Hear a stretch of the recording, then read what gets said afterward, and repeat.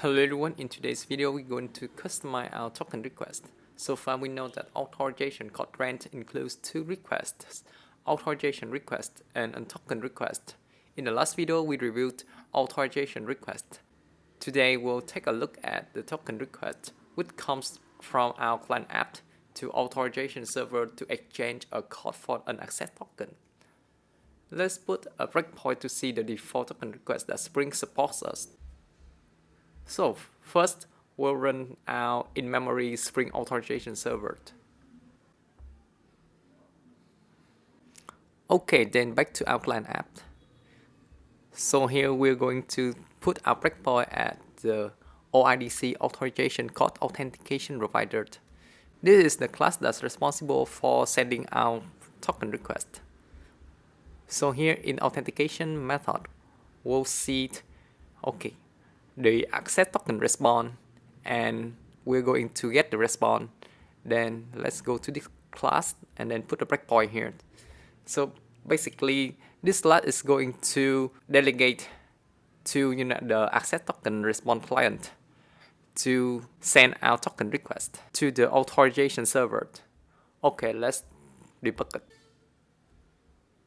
Okay, so now our client app is up and running. Let's try to access it. 127.0.0.1.80.80. And here I'm going to choose my in-house authorization server, and we will be redirected to the login page of the authorization server, right? Okay, so username, password, sign in the consent page, submit consent. And then we're back to our application, our client application.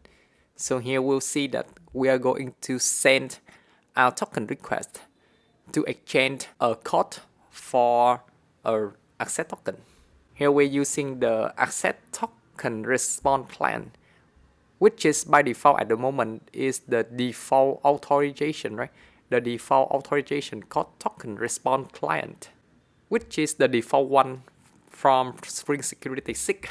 If we take a look at the documentation here, we'll see that from Spring Security 6.4, it's introduced a new implementation based on RestClient, which is the RestClient Authorization Code Token Response Client, to replace for the default one, the old one, default Authorization Code Token Response Client.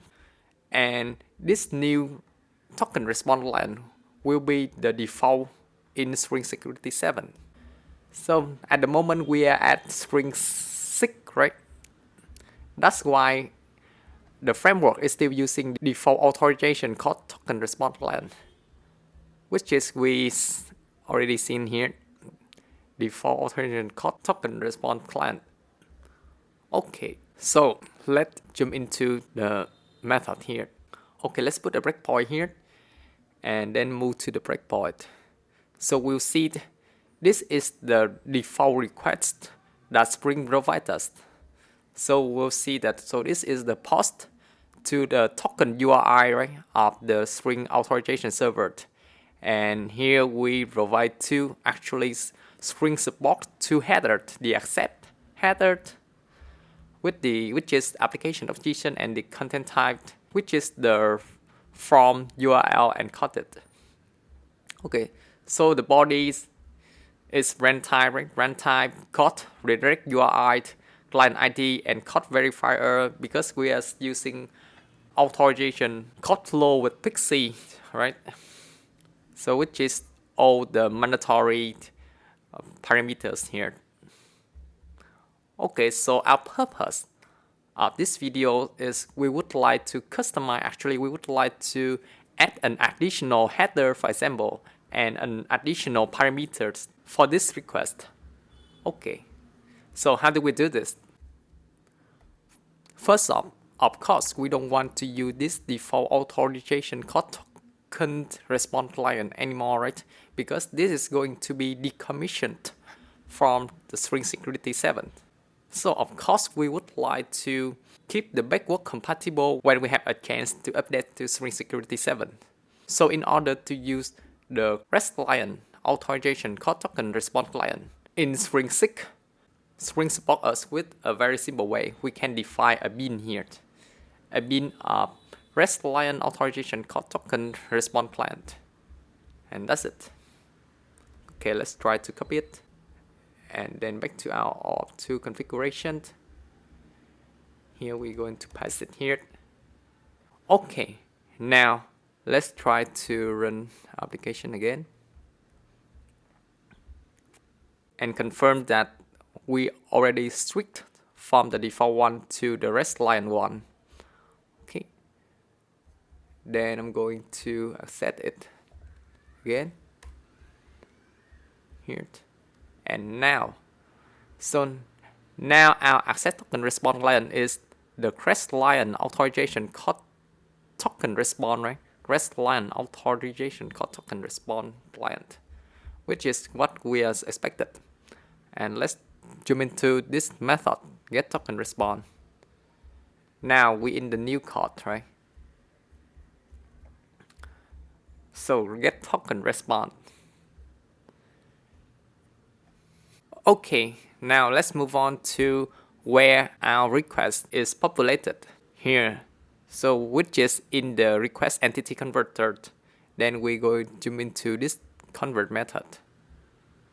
And then we're going to see the populate request. Okay, then so we can see that we have the parameters converted, parameters customizer, and headers converters.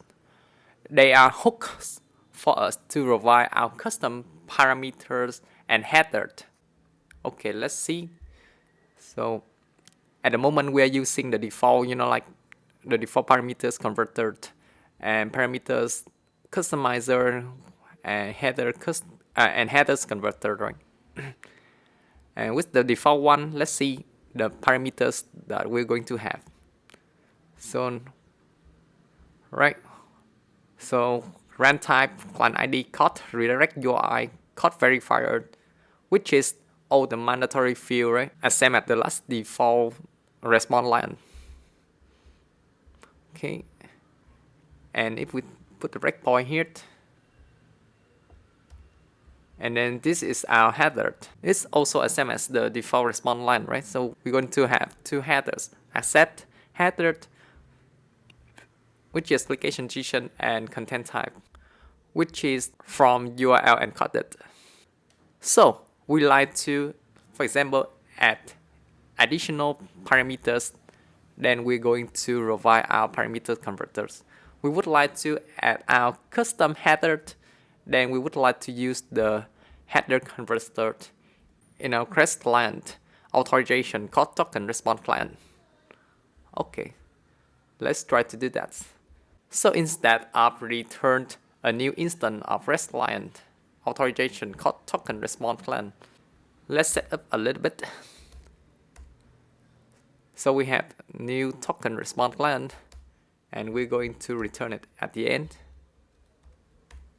Okay, but in between, we're going to provide our parameters converter, for example, and we also provide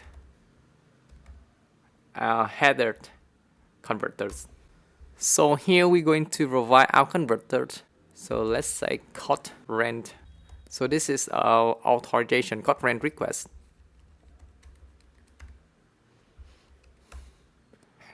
And this converter is we are going to provide our new parameter here, which is a multi-value mapped. Okay, now let's link multi-value mapped string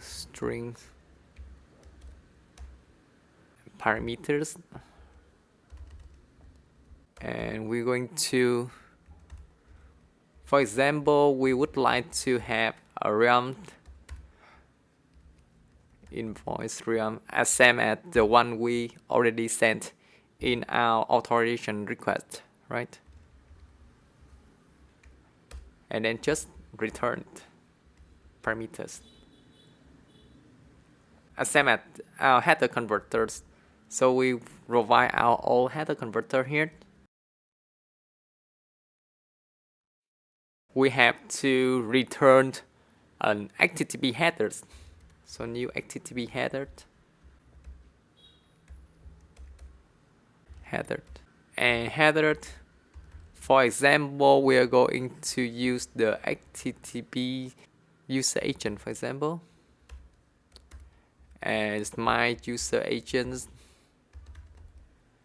and then we're going to return header again.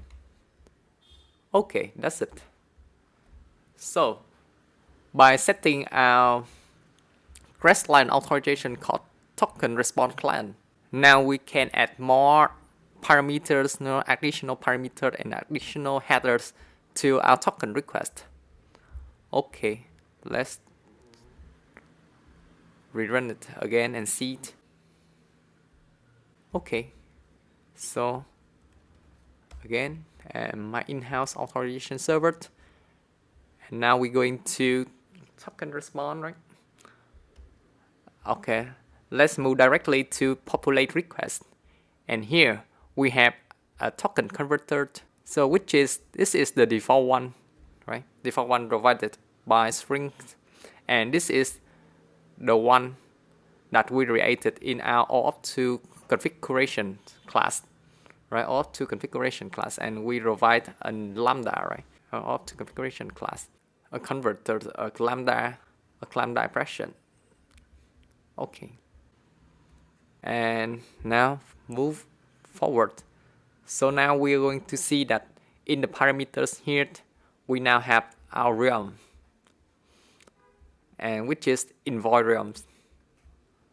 And let's move to header. In header, right, as same as the parameter converter. In header, we also have our old converter, which is a lambda expression from the OAuth2 configuration. Okay, and the header here include 3, right? Besides accept and content type provided by Spring, now we support user agent, which is my user agent. Okay, and just send that. Hello, lynn@company.com. This is the username, right? So we successfully sent our custom headers and parameters in the token request with simple configuration like this. Alright, well, that's pretty much just for this video. I hope you got something new out of it. Thank you so much for taking your time watching this video and this series. And as always, see you next time. Happy coding!